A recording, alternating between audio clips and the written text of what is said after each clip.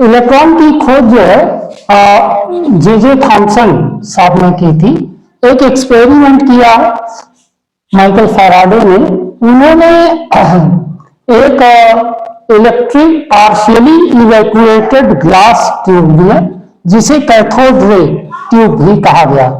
ये जो cathode ray tube थी, इसमें जब उन्होंने एटमॉस्फेरिक प्रेशर के बराबर प्रेशर लिया, तब जब हाई वोल्टेज इन्होंने करंट लगाया तो देखा कि क्या नाम है, इस हाई वोल्टेज करंट पर भी उसमें करंट का डिस्चार्ज नहीं हुआ। मतलब ट्यूब में ये करंट कैथोड से एनोड की तरफ नहीं प्रवाहित हुई। लेकिन जब इन्होंने कैथोड रे ट्यूब में प्रेशर को काफी कम कर दिया, लगभग 10⁻⁻⁶ पास्कल कर दिया, तब इन्होंने देखा कि क्या नाम है, कैथोड से एनोड की तरफ इलेक्ट्रिसिटी जो है उसका कंडक्शन होने लगा। और बाद में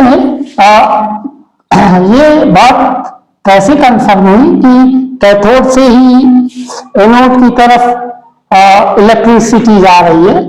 इसके लिए उन्होंने जो एनोड लिया उसमें छेद था, परफोरेटेड टाइप का एनोड लिया, और इस एनोड के तरफ जो दीवार थी वहां पर एक फास्फोरेसेंट केमिकल का लेप कर दिया था जिसे जिंक सल्फाइड कहते हैं। अब जब ये कैथोड रे जो है यहां से चली एनोड की तरफ, तो इस छेद से पीछे गई और पीछे जाकर जब इस जिंक सल्फाइड पर गिरी, तब यहां पर इन्होंने चमकीले चमकीले स्पॉट डाले। और इस तरीके से ये कंफर्म हुआ कि ये कैथोड रे जो है वो कैथोड से निकलकर एनोड की तरफ जाती थी, और जिससे हम ये कह सकते हैं कि जिससे इनका जो नाम है वो कैथोड रेज दिया गया, क्योंकि ये कैथोड से निकलकर एनोड की तरफ जाती थी। कैथोड रेज के कुछ प्रॉपर्टीज ऐसे हैं कि ये जो है कैथोड रेज जो है सीधी लाइन में चलती थी, और अगर इनके रास्ते में कोई ऑब्जेक्ट रख दिया जाए तो उसकी जो है शैडो आती थी पीछे। दूसरा इनका प्रॉपर्टी, अगर कोई मैटर लिया जाए, उसकी पतली लेयर ली जाए, तो कैथोड रे जो है उस मेटल को पेनेट्रेट कर जाती थी, मतलब पार कर जाती थी। अगर मैंने जैसा अभी बताया कि अगर कोई भी फ्लोरोसेंट मटेरियल लिया जाए, जब कैथोड रेज उनसे टकराती हैं तो क्या नाम है, एक चमक उत्पन्न करती है। कैथोड रेज अगर इनके रास्ते में कोई, अगर आप माइका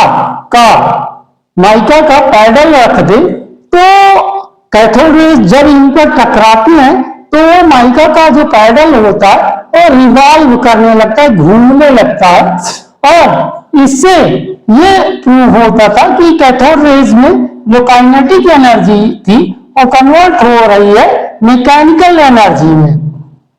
पांचवा पॉइंट ये है कि अगर कैथोड रेज के पाथ में हम इलेक्ट्रिक फील्ड और मैग्नेटिक फील्ड अप्लाई कर दें तो कैथोड रे जो है वो डिफ्लेक्ट होती थी कैथोड की तरफ। इससे यह पता लगता था कि कैथोड रे जो है वो निगेटिवली चार्ज पार्टिकल्स की बनी होती थी। कैथोड रे जो है, अगर कैथोड रेज को किसी मेटालिक टारगेट पर गिराया जाए तो कैथोड रेज उनसे टकराने के बाद एक्स रेज प्रोड्यूस करती थी। और एक लास्ट में कि कैथोड रेज अगर यहां पर कोई गैस भरी जाए तो कैथोड रेज इन गैसों को आयोनाइज कर देती थी, मतलब आयंस में कन्वर्ट कर देती। और लास्ट पॉइंट ये है कि अगर कोई भी फोटोग्राफिक प्लेट पर कैथोड रेज को गिराएं तो क्या नाम है, फोटोग्राफिक प्लेट को ये प्रभावित करती थी।